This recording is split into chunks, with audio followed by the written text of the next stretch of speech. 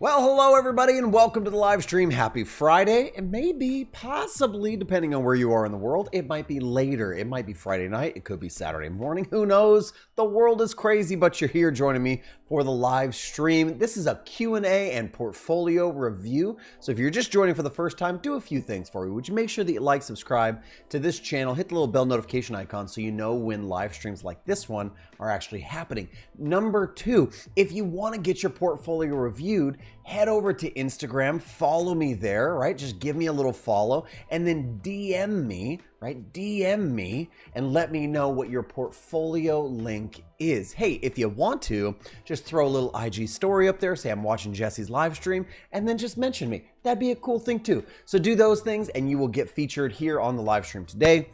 We'll be able to take care of your work. Also, this is a question and answer stream, so feel free, pop your questions in the chat wherever you're watching. If you're watching on Behance or Twitch or Facebook, or if you're watching on YouTube, all questions can go in the chat, and I have a link pinned up in the chat, I believe in most channels, so that you can actually go to my Instagram directly from there. Hope you guys are having a fantastic week. I have a couple of portfolios to review right off the bat, but before we go any further, if you're out there watching, just let me know what you're doing for the weekend with an emoji. Maybe it's a bed because you're sleeping. Maybe it is a mountain because you're going for a hike. I don't know. Throw me some emoji chat. Let me know. We got people like French Zer coming from France, and Khan, and Johnny, and Alfred, and Surav. People coming from all over the world. Just tell me what's up. Say what's up there in the chat. We have our very first portfolio to review. And this portfolio is by mavericksdesign.com. All right, and so this was just sent to me on Instagram actually a couple days ago. So I have a few that I've received from a few days ago. We'll be taking a look at these from the start. And okay, let's just go all the way down. I like to check the layout first and see what's here, and then immediately start kind of, yeah, I'm digesting. Okay, all right. Well, here is my initial thoughts about this website. Where are the work? Where is the work? Where are the case studies? I see some visuals as this work you've done. I'd like to click in on it and see it, but I can't. Okay, I see some testimonials, but they're not really popping for me. I don't see images of people or logos of names. We'll take it one thing at a time. Let's start here at the top, okay? Number one, your main call to action is to book a call, a free strategy call, or to view our work. But I'm just gonna point something out. You say view our work, but when I scroll down, it's not an R, it's a U. You're located in St. Cloud, Florida. You're an underdog. Is this just you? It's probably just you, right? Okay, so maybe a little disconnect there. You don't need to claim to be an agency if you're not actually in the agency. Just claim to be a freelance rock star that's crushing the game, baby. Okay, here's the other thing. I am excited to be at your website because maybe I've come here looking to hire somebody to do some work. I want to book a strategy call. I want to hire somebody who's talented to make a website for me or something like that. But I'm not really sure what you do. And I have no visuals to represent that. What I see is a lot of your logo and a lot of words that I need to read, okay? So listen, I like you, but you're not Prada, you're not Gucci, so I don't know your brand yet, so we need to subdue the brand and we need to highlight the work. This is a big one, okay? For all of us who are doing freelance work, we need to subdue our brands. We need to highlight the work unless, for some reason, maybe you've established a large personal brand online, you have a large online presence, then you can use that as a value proposition. Then you can kind of like hit the game or hit things out the start with that. But for the most part, if you are trying to break into the freelance market, if you are a freelancer, we should lead with work because work is what people are actually looking for. They're not looking for your brand. So de-emphasize that, make that a little bit more subtle, and overemphasize the work. And even more so than that, don't just overemphasize the work, but even more than that, emphasize the value that your work brings. Here's the problems that we see on this page so far. Orlando web design SEO company. A few questions. Do you only want to do work in Orlando? Or are you open? Is it Orlando based? I'm not really sure. Number two, web design SEO company. That's what you do. Why is it so small is my question. We boost your revenue by designing websites that convert, but I have to read that. It's too fast. So I need something I can latch onto quickly. And I don't have to like beat the timer here to read these things, okay? So it's not a big fan of the animation here. Again, and your value that you bring is to create websites that look great, produce traffic, convert those leads into sales. But again, that's tiny. The biggest thing I see here is a strategy call and a logo. So I'm not the biggest fan of this right off the bat. As I scroll down, I'm a little bit more intrigued because maybe if I'm looking for website design, I go, hey, these look really nice. But then I get down here and these testimonials are, these testimonials are good. And I encourage, kudos to you for having testimonials, mavericksdesign.com. But I wouldn't mind a photo or a logo or something just a little bit more visual that tells me this came from an actual person. Again, scannable. Faces are helpful when things are scannable. Logos are scannable. That's good, okay? So again, before I've seen any case study or major piece of work or even major value propositions for us as freelancers, not being the beauty of the work that we create, but instead the value that we bring in traffic, leads, sales, increase of revenue, that's the value that we actually bring, okay? So I'm not seeing anything about that so far except an itty bitty little headline up here that says you make things look great and bring traffic and convert people to leads. So it's too tiny. The emphasis is wrong on things, right? And I would be willing to bet that you could increase your conversion and your sales and landing clients if you were to emphasize the correct things, okay? Get more customers from your website. Okay, I'm still not seeing any work. Here's my question. Why would I want to book any work if I have no specifics of what you do or actual in-depth, this is nice, like at a 10,000 foot view, but any in-depth glance or case study that relates to the type of work I'm looking for? Here's a wild idea, okay? I'm gonna hop open let's just jump open a FigJam file real quick, shall we? Let's talk. Let's just dream a little bit, shall we? About what we got going on here with Mavericks Design, okay? I'm just gonna start sketching a little bit. And let's just say this is our website container, all right? Let's do that, shall we? We shall. Okay, I'm gonna grab these and actually just, I'm gonna stretch them down like so. So we just get a little bit more length out of this. This is a learning session, all right? I'm gonna group these together and I'm going to, I'm gonna try to duplicate this if I can, but I can't. Pop, boom, let's do another one. Okay, good. Okay, so let's do yours and mine. Let's do that. We'll do a little contrast and comparison. What do we got on yours? We had like a nav bar that had a bunch of links that nobody really cares about yet and a call to action with a button. And then what did you have? You had a logo over here, okay? And then you had, this is little tiny line right here says who you are and what you do.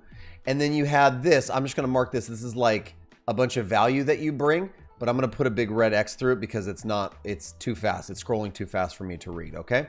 Then what else did you have? Again, like you had another thing that I had to read here. It's a lot of things I have to read, nothing visual yet.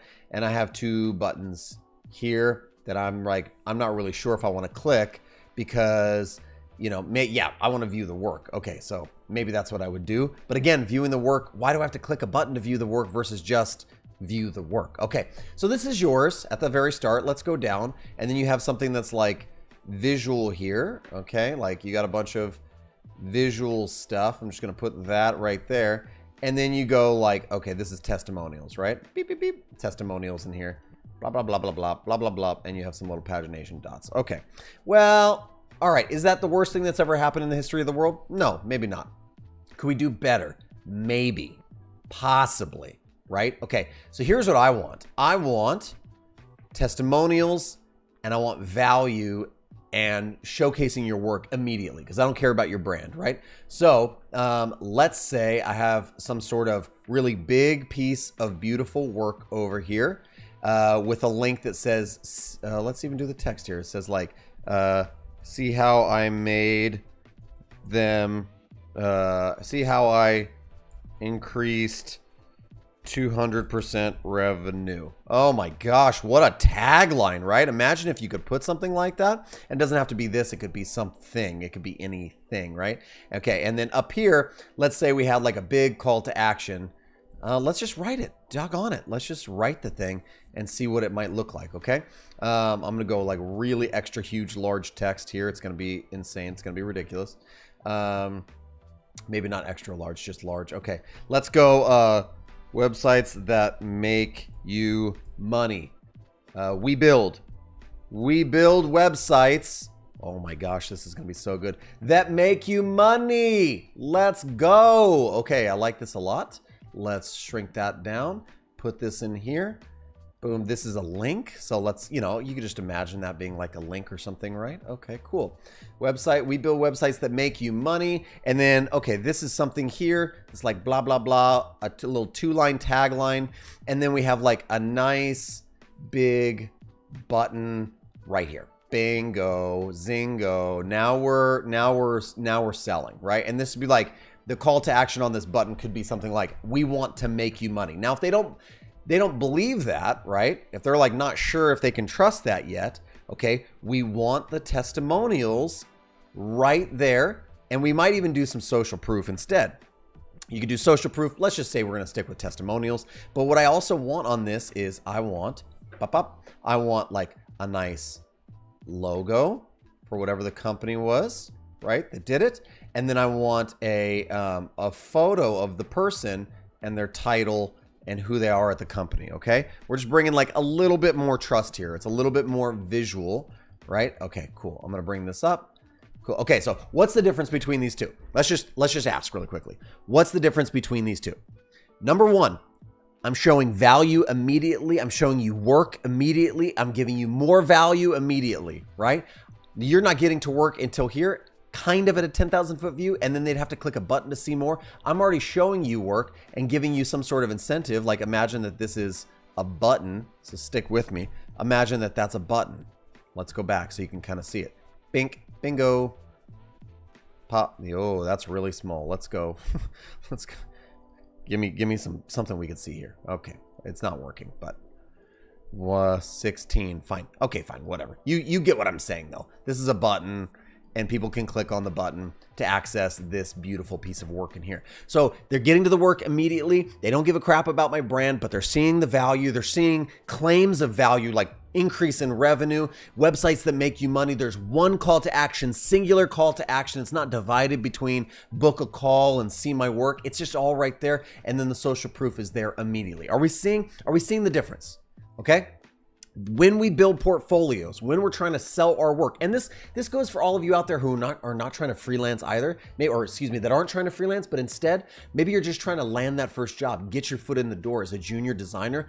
Fine. It's the same thing. Provide value, show your work, and attach your work to the value, because the value that we bring as creatives, how many times can I say this on these live streams? The value that we bring as creatives are not your dribble shots. Nobody cares. There's a sea of dribble shots out there. It's white noise. What actually matters is the value that design can bring to any company that you can leverage. They can leverage your skills to improve their business. They don't care about your business. They care about their business, their company, their quarterly goals, their increase in revenue, traffic, leads, online presence. That's what they care about. So all of our value has to be wrapped around those things. I care about you and I can help you do the things you need to do. That's the value. So, okay, so make sure we're doing that, and let's go back and keep looking a little bit here at mavericksdesign.com. Again, all of this stuff is fine. Let's go finally see the work, because I'm starting to get a little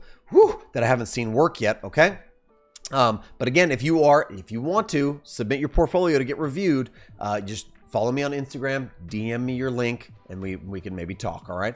Okay, so I see a bunch of work. Again, look at what we can do.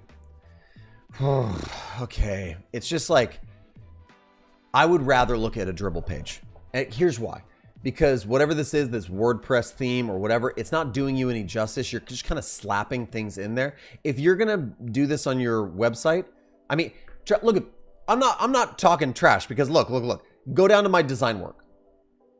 It's laid out like this, but where does that all lead to? It just leads to a dribble page. But the difference is I'm leading with my brand. Do you see? Because I've established an online brand. People come to me now. Yes, the work is there, but I've established an online presence and brand. So I'm in a little bit of a different category. So it's apples and oranges a little bit. But even when I get to design work, I'm laying it out cleanly, and I'm just immediately going to lead people to my dribble portfolio. That's it. Okay. So you have to figure out what you're after, because this is not, I roll over them, I get a hover state, and I don't click. Listen, if you don't have the time to build a website that has case studies and has its own kind of like world, an immersive world to see your work and the value, just freaking lead out to the Dribbble or Behance page. Just help yourself. Don't spend the time. It's not worth the time and effort to halfway build a WordPress site where things don't really work or look the way they should. Just lead them to the Dribbble. You know what? And Dribbble now does case studies. So just lead them to the case study or do Behance case studies. It's just better, okay? It's just better. So the work is good, the work is fine, but really what we're here to do is review portfolios. I think the work could mature a little bit probably, but I think even if the work looks a little less mature than I'd like it to be, I think what you really need to focus on is how you present the work. Because here's the problem. You don't look expensive right now. I would be willing to bet that you probably, whoever this is, probably gets $1,000, $500 website projects, $800 website projects, okay? $1,500 UI projects at most. I don't know. I'm just throwing it out there. This is what I think, right? Maybe you're out there going, oh my gosh, I would love that. But if you do a website, you shouldn't be doing a website, depending on where you are, for less than 8 to 10 grand. Less than that. Not even, right? But you don't look expensive. So I would never look at this and go, I'm going to pay you 15 grand to do my website. I'm going to pay you 30 grand to do my website. It's just, I don't see it. So you have to look expensive. And the way that you look expensive is by always presenting value first. And so, hey, I appreciate the submission. And I think it's a learning lesson for all of us, okay? It's a learning lesson for all of us that value matters most, and the value is not necessarily what things look like, okay? So I'm just checking my DMs over here on my IG because maybe some of you have submitted. So nobody's submitted any requests on this stream yet, so I'm just going to keep refreshing because I have one more to go through until maybe we get some more requests. Oh, I think maybe I did get a request here. Oh, Tanish. We got Tanish Jindal coming up to the red carpet. Join us, Tanish, on our portfolio reviews. And if you have questions, make sure you pop those in the chat wherever you're watching this from. We got a question from Sakib. I'm going to answer that question soon. He's over there on Facebook. What's up, Sakib? Thanks for joining us this morning. This says, hi, I'm Tanish Jindal. I create effective design experiences through my hyper curiosity. Okay. Yeah. And as I scroll down, at least I get to work immediately. Can I tell you something? This is not a strong entry, but this is actually a strong presentation of work. Like this is, I'm getting to the work a lot quicker here. I don't love this. This looks a little bit, it looks a little bit lazy. I'm going to be honest, right? And again, there's no real value here except for your introduction. Okay, fine. You're curious. That's not really the value you bring. Show me something more, right? And again, let me highlight something. There's a lot of people out there when I say stuff like this, they say like, well, I've never worked on like a project where I've increased revenue for X amount of, dollars or increased traffic. Like I'm still learning, but I still want to get clients. So what do I put there? I don't want to lie. I'm not telling you to lie, but there's a way for you to promote your value no matter what stage of the game you are currently in, no matter what phase of your career you're in. So for instance, if you're just starting out and you've had no paid clients, you've had no real work, you can say something like, hi, my name is so-and-so. I build websites and I don't stop until I found what the user actually needs. Okay, well, that's better than like, hi, I'm curious. It's like, I care about users and I'm heavy on user research. At least your value then is kind of like drilled down on something that you are an expert in or more focused on, right? So if I'm looking to hire and I'm going, I really need somebody who's a little bit more focused on user research, and I have, Tanish over here is like, I'm curious. I go, okay, maybe curiosity relates to research. But then I see somebody else's portfolio that says, hi, my name is Jennifer, and I am really good at user research and learning to grow in my visual design skills. I go, oh, Jennifer has what I'm looking for. That's the value of the hire that I'm looking for. So, if you don't have metrics and numbers, okay, fine. But you need to drill down on, be more specific. Because even metrics and numbers, when we say like value through revenue and increase in traffic, all those are just specifics. All we're saying is be specific. Be as specific as you can with the phase and the skills, the phase that you're in and the skills that you have is what I'm trying to say. Okay, so here we go. Take a look at my design portfolio. See, I like seeing the case studies right off the bat. And then we got a night. This is a good picture. of Tanish. Good job. I like to see a smiling face if I'm looking to hire somebody. I think we could ditch the old school About Me title, but I like Tanish, right? He looks friendly. I'd like to work with him. I don't mind even, you getting that somewhere closer to the top, maybe, but let's take a look at some of this work here, because you're jumping out.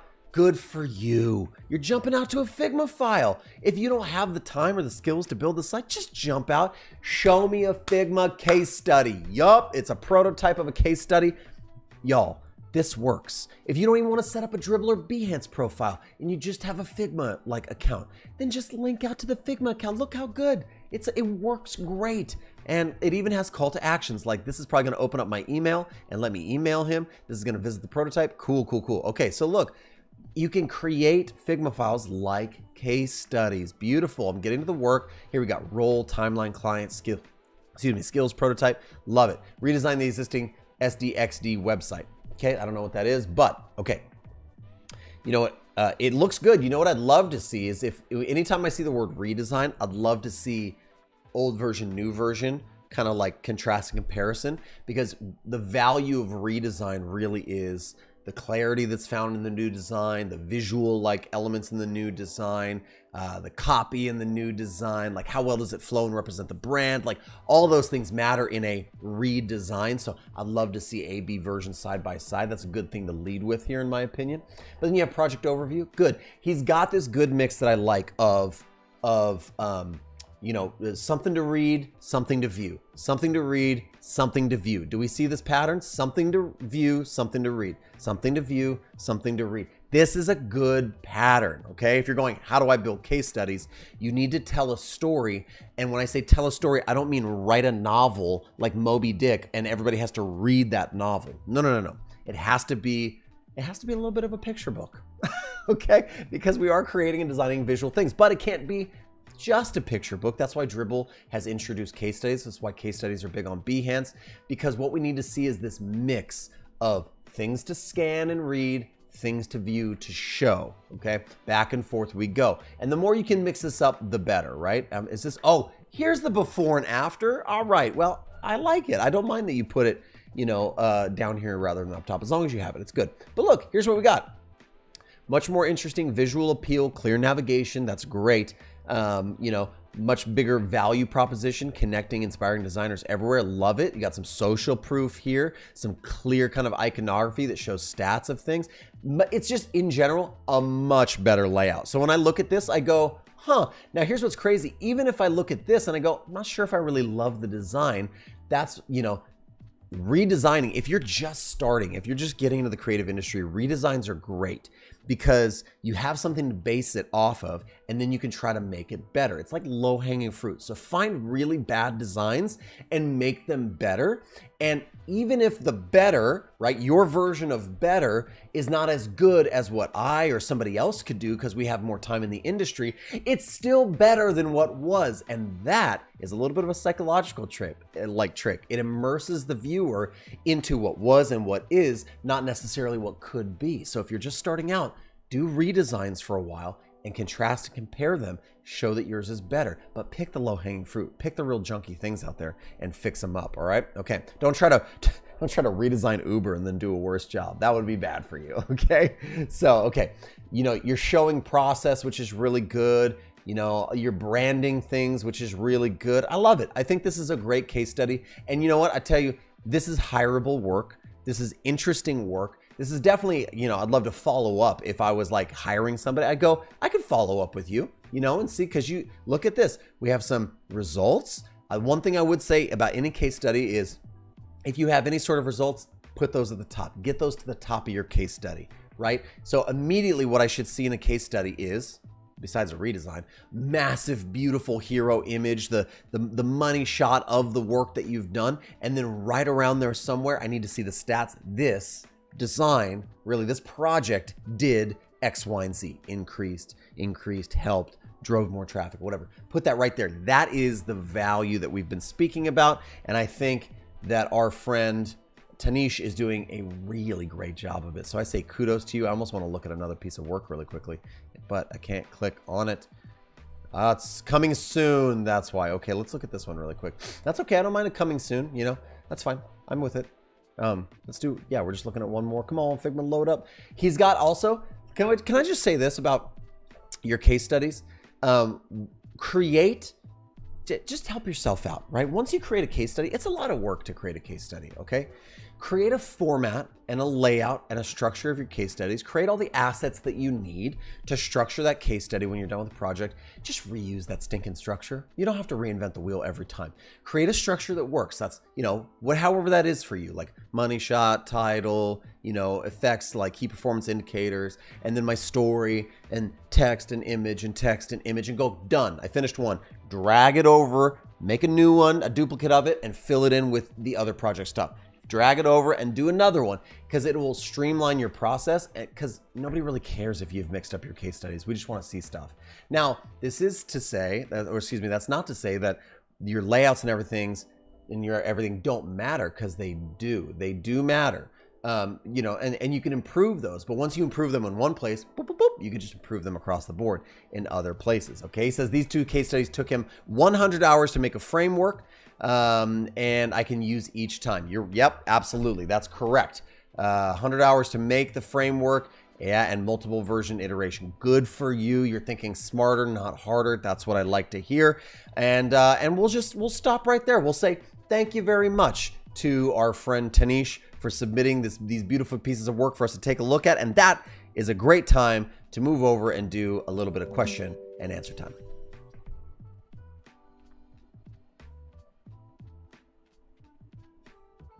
All right, we had a question from Sakib earlier in the chat from Facebook. He's saying, will you upload any videos on your YouTube channel regarding the guidelines for becoming a product designer? That's a great question. I'm actually doing a video that's coming out pretty soon in the next few weeks on how to become a digital product designer in 2022 with no experience whatsoever. So stay tuned for that. But if you're interested, you could also always, if you're interested, check out my 12-week certified product design course over on Dribbble.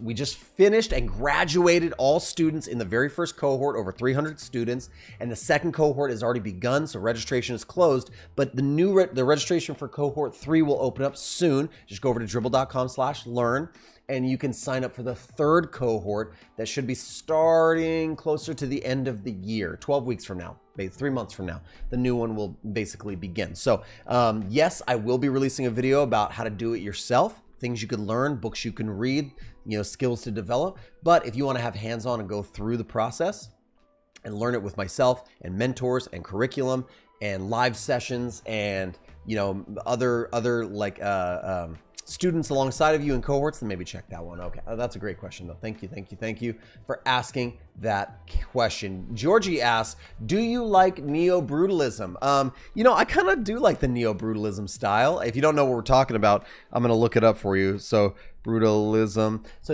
as I'm looking at it, neo-brutalism is really like brutalism. Let me do neo-brutalism in web design.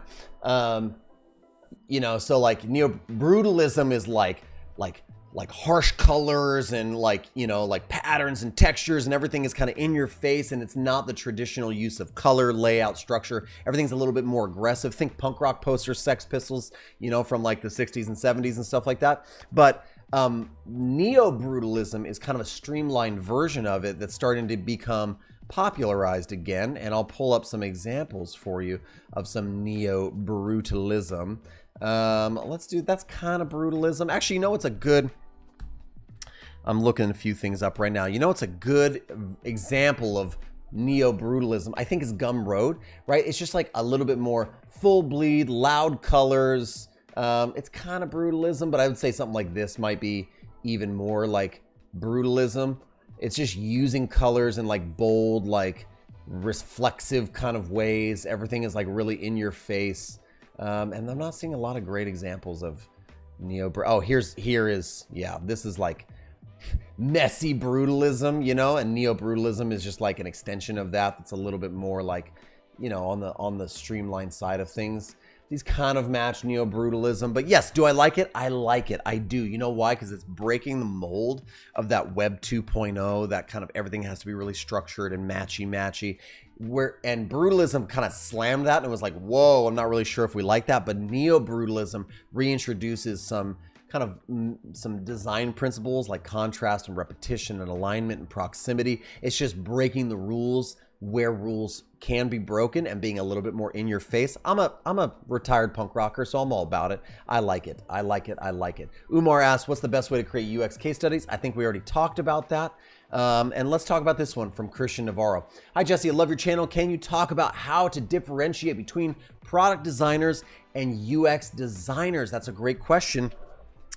Yes, I can, but before we do that, make sure you leave a thumbs up, subscribe, hit the little bell notification icon so you get notified when we do live streams just like this one. So the question being, what's the difference between a product designer and a UX designer? Well, a UX designer is somebody who focuses on user experience. That is a subset of the product design process ultimately. So UX designers are going to do things like user research, competitive sets, market research. They're going to do wireframes, user testing, prototyping, and then they're going to hand things off to visual designers, or maybe they themselves are visual designers, to take it the rest of the way in the process. Now, what's different about that and a product designer is actually there for the entirety of the process. So they'll start even before UX design is initiated here. Product design actually starts here in this little kind of wheel that we're representing, right?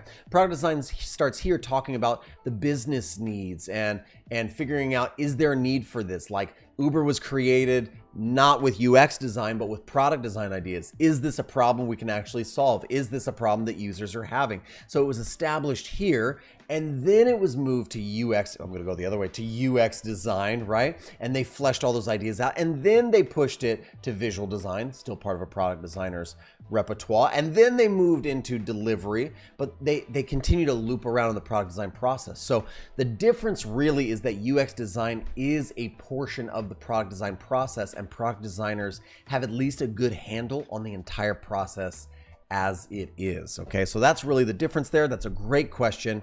Yep. That's a great question. And we're going to see if we have any other questions. Okay. Sked Walker says, do you have any tips for designing Web3 websites? I really don't. I think that people are making much too big deal out of like Web3 versus this new land of website design. I think that you want to, just generally speaking, as a culture, as a generation, we need things faster. We need things quicker. That means you need to design for things to be quick. You need to design for things to be concise, and you need to design things to drag people's attention to where it absolutely needs to be and ignore everything else. Those are a few ideas I have about designing for Web3, but really that's just an extension of good design in general. So here's my advice. Good design is good design, and it's going to stand the test of time. That's why, physical products from the 1950s that were designed well make sense still, right? When we think of something like Dieter Rams, like designing Braun clocks and toothbrushes, those designs still look beautiful and seamless and flawless. And that's what Apple molded their designs off of. That's what we all are hoping to be, is clean, seamless, beautiful design that makes sense. So really, design principles stand the test of time. Let's look at some more case studies. We have another portfolio by Pratish Chauhan, product designer creating user-centric, delightful and engaging content with over 15 years of design experience. Okay, so he's going for a very typographic focused entry to his portfolio. I like it, I'm with it. I think maybe we could have had some fun with some color in here, and maybe separated these since they're different categories. I'm just being nitpicky. Enjoying products that are both visually stimulating, have a purpose. It's just, for me, again, it's a lot to read right off the bat, but okay, I'll go with it. Maybe that's your style. I could accept a stylistic thing because you do go right into bold, fun, color, and presentation of case studies. The problem that I have with it, and stick with me, is I can't see all of it at once. You tracking with me? I'm like, discover and collect, sell NFTs with ease. There's the case study, but what am I viewing? Why am I interested in it yet? I haven't seen it all yet. Oh, that looks interesting. Really, if I size down my browser, can I see the whole thing? I can't. I just cannot. You have something going on with your website where I'm not allowed to see this full case study. So I think you should figure out how to make it 100% viewport. Maybe this could be a 2-column layout where you put this information on the left and then drop the stuff on the right-hand side, because just this scrolling up and down is a bad experience, right? Okay. Whereas this is almost 100% viewport, but I see more of the stuff all at once. Much better presentation makes me want to click on this one much, much more, and I can click on it. So I'm going to click on it, open up, look at you, jumping right out to a little Dribbble case study, okay? So we got a streaming service app, generic streaming service app. I like it. Streaming services are huge right now.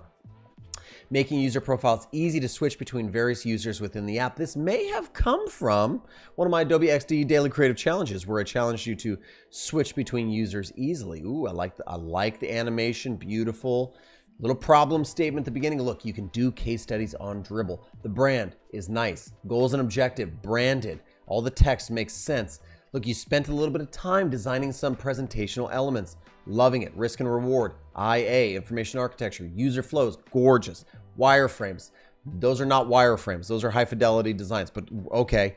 I want to see the process a little bit more in wireframe state. Animation's gorgeous. See the mixture of media types also in a case study. So when we're talking about case study, first thing we need to do is take a sip of coffee so we can talk about these case studies. But secondly, the mixture of media is also very important, because this is why TikTok exists, right? This is why Instagram is becoming a video platform and no longer a photo platform, because moving things are better. But it can't all be moving things. So we need a mixture of text, images, animations, prototypes. It just makes sense. So by taking a little bit of extra time and implementing these different media types, you're going to keep the user more engaged as they're reading their case study. Excuse me. Have you ever read a case study all the way from top to bottom and it's just all text and a couple of images? Good night. It is boring. And you know, case studies started getting so popular because they're successful. They document process and thought process, design process, and skill sets. They do all of that. It's not just a Dribbble shot anymore. It's something more. So they're fantastic. But we got into this era of case studies where everyone was just a snooze fest. It was just, you know, it was just the best of times and worst of times. A tale of two cities. Disgustingly boring. And now people are starting to realize we need to spice these things up. Media types will do that. Sorry to rant on that so long, but I love it. It's a really great case study. The one thing that I would nitpick at is you said making user profiles easy to switch between various apps, and I'm not seeing that immediately, right? So if the problem statement is, again, moving between those elements, your money shot, your hero image, all that stuff, it has not shown it yet. You're doing all the research first, and I'm still not seeing any switching of profiles. Where's the switching of profiles? It's nowhere to be found yet.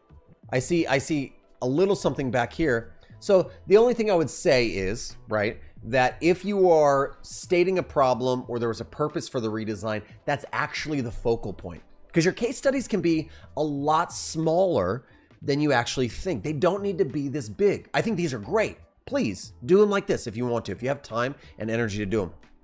But I have landed clients and jobs off of 5-page or 5-slide presentations in Figma covering one problem that was solved in 5 slides. I'm not even lying to you. I'm not exaggerating to you. I know a lot of people will exaggerate. I would never lie to you. I've actually landed massive clients just showing them 5 slides and going, here's the problem we tried to solve here, and it went from this to this to this, and I solved it this way, and I thought about these things, and people go, I like your thought process. It doesn't have to be the entire app. Sometimes it can just be one flow or problem. So focus on the problem, solve the problem, show that you're committed to solving the problem, and just focus on the problem, because that's really why we hire people, especially as digital product designers, UI, UX designers. We hire people to solve specific problems, not redesign. You will almost never redesign an entire app, okay? You might land a cool freelance client or something like that that lets you do it. I have one right now. It's fantastic. It's fun. It's great. Those are awesome moments. But for the most part, you will be hired or brought on board to solve one specific problem. So again, I think this entire stream is about focusing. It's about focusing on what really matters. Focus on metrics, focus on process, focus on solving the smallest possible problem you can. That's actually, it's huge, okay? It's huge, huge, huge. So I'm going to, while we're doing this, these are great. I think we did enough there with their case studies. I'm gonna go back to Instagram. I'm gonna refresh and see if I got any other requests to review, because I think I might have time for uno más, for one more. This one is from Ellie Levi, okay. Ellie Levi, we're opening it up and seeing if it's good. Here we, oh, what is this? What is this? What is this? The product manager, no, sorry, I'm not reviewing products, I'm reviewing portfolios. So Rocco Mattarella is getting his portfolio reviewed today. We're jumping in. This is only portfolio reviews. I'm not doing product reviews or consultation live. Okay, UX designer working at Safe Search. I love mobile app design, hot coffee, making Spotify playlists. I like this. I like this a lot, right? Because this shows a little bit of Rocco's personality. It shows a little bit of the things he likes. And it's just focused. It's a quick statement too, right? This probably lends itself a lot more. Rocco's already seems like currently employed at Safe Reach, but he's just presenting his work. But I like this because it tells you he's staying active online. He's keeping his portfolio up, which all designers should do. But he's sharing a little bit about him. This is good for him for the future, I think. Also, if Safe Reach doesn't work out for some reason, God forbid, like this is a good place to kind of start from. Recent work, okay?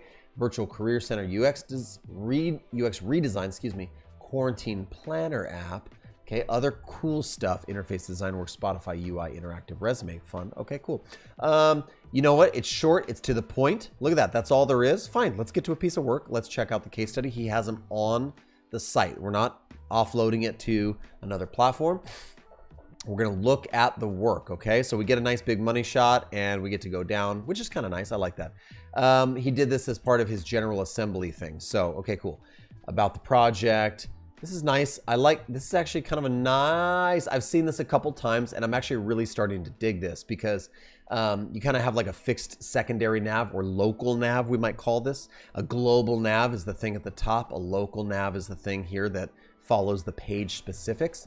I like this a lot. Excuse me, I'm gonna cough.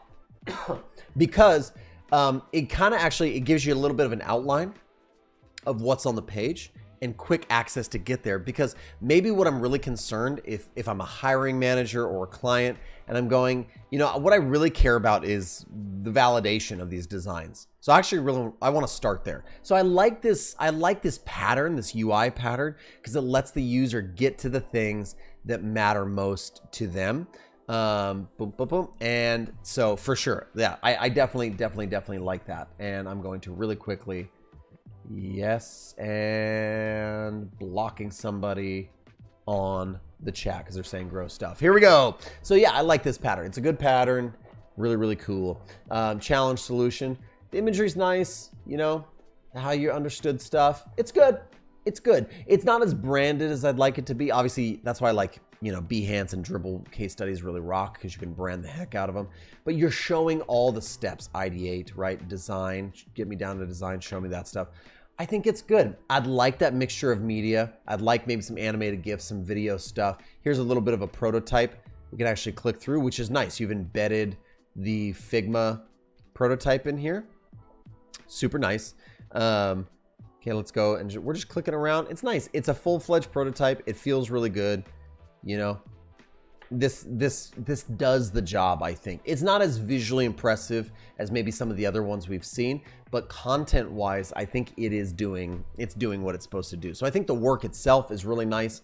I'd say there's probably still just like a little bit of maturing to do with certain kind of design skills like spacing, color, contrast maybe. Calendars are a great example of this, contrast, legibility of text. There's a little bit of work to be done there, but you are doing a really good job at directing the user with your usage of color and typography.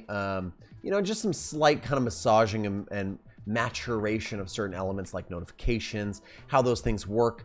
Yeah, I think, but really good work, solid work. Let's move back for our final session of questions and answers, and then we will be done for the day. All right, Daniel says, Jesse, your product design course on Dribbble is great so far. This is my first week. Shout out to you for making it so clear. Can't wait to power up my Dribbble. Oh yeah, Daniel is in cohort number 2. So exciting. You get to see some amazing mentors. You get to have amazing mentors, see some amazing live sessions. I'm just excited. If you don't know what we're talking about, we are talking about my 12-week certified Dribbble product design course. You can go to dribbble.com/learn and find out all about it. Daniel's in it right now. He's given good feedback for it, which is I'm super stoked about. But you can just learn this entire product design process, how to build case studies, how to grow as a product designer, and do it in 12 weeks. And then you're hooked into actually Dribble's hiring network, so you get kind of like prominence as they hand you off to hiring managers. I'm not going to make promises or guarantees, but we have people from the first cohort that are already interviewing and possibly getting hired by large organizations, Fortune 500 companies, startups, and freelance clients. I actually hired one of my graduates for a freelance project that I'm working on right now as I'm building my digital agency. So you never know what can happen. It's a super fun story for her, and a lot of these students are doing really great. Let's answer some questions. When will you be conducting another portfolio review? I'm redesigning my portfolio, be done in a day or two. I do live streams every Friday, and usually I do portfolio reviews attached at the end of them. And you always got to tune in because I have different ways of getting your links. Sometimes I want you to DM me on Instagram. Sometimes I'll have you mention me in Instagram and then put like a link or something to it. You know, it's just, yeah, there's different ways, but usually I do them every Friday. So yep, here we go. I want to get a chance to work with you. That would be fun. I would love that. Code says, I have a question about some of the something brands not following some of the design principles, white space, color hierarchy and stuffs. I'd like to hear from you. I don't know any of the FANG brands, I'm sorry, so I couldn't really speak to that, but let's do Yash's question. What kind of problems are big enough to solve and show in a case study? Suppose I redesign the settings page of a popular app. Yeah, that's, okay, so when we think of problem doesn't necessarily mean redesign. It doesn't not just mean visual redesign, but we're looking more for a product design problem, okay? So we start with a problem statement. Building a problem statement is asking a couple core questions like, you know, what would happen if we were to improve this experience? Why, you know, what if the user didn't have to have these these issues or pain points? What pain points are they? Can we solve them? So for instance, finding one pain point, like for instance, switching back and forth between accounts on any sort of streaming platform. That was a problem that we did on my Adobe Daily Creative Challenge a while back. But it actually is a problem. Sometimes it's hard to switch back and forth. And also here's another problem. Like I have a HBO Max account, for instance, right? And they have kids accounts you could set up. But every time you log in, it logs into the parent account. You can set up a password so that your kids can't go back and forth. But what ends up happening is if you shut off your device, turn it back on, your kid logs in, they're right there watching Euphoria and all sorts of other like very adult themed content. And they have to switch over to kid. And then to get back from kid to adult, you have to type in a password. So the whole process is backwards. How do we make it where I say I'm a parent and every time we log into this HBO Max, it's going to default to the kid or maybe even just a password in general? Like, so what kind, like finding a problem like that to solve that's very specific would then lead you down a road of creating a user flow to solve that problem. So you can look all around and find problems. Open up any of your favorite applications and just find something that seems a bit frustrating or like hard for you to use. Fix that problem. And if you can't show it in 5 to 8 slides, how you solved that problem, you're probably tackling too much. Drill down. It's okay to do, no problem is too small. Okay, unless the problem you're trying to solve is, I moved this button 10 pixels to the right. That's, is that really a problem? The button where it's at is not the problem.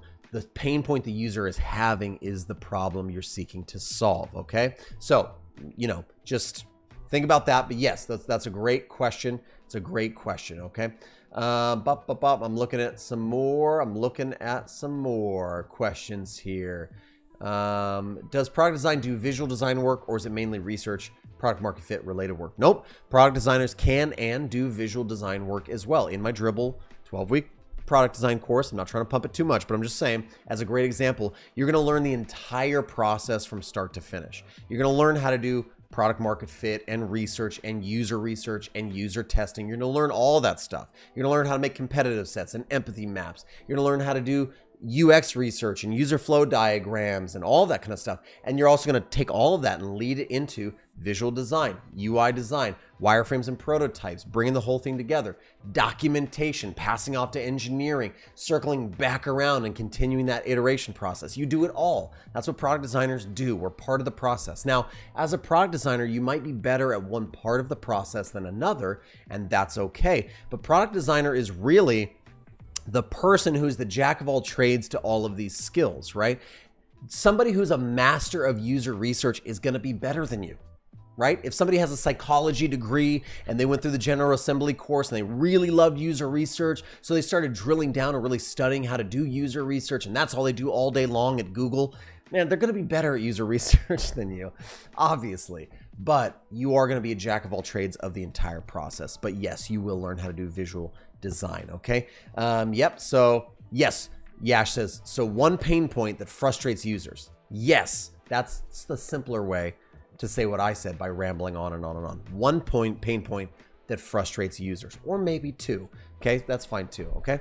I think that is, man, that's all we have time for the day. We got to get to projects. We got to get to work. I got to get to projects and get to clients and get to work. So again, if you haven't already, make sure you leave a thumbs up, subscribe to the channel. Hit the little bell notification icon. That helps me get content out to other people who might use this or need this content.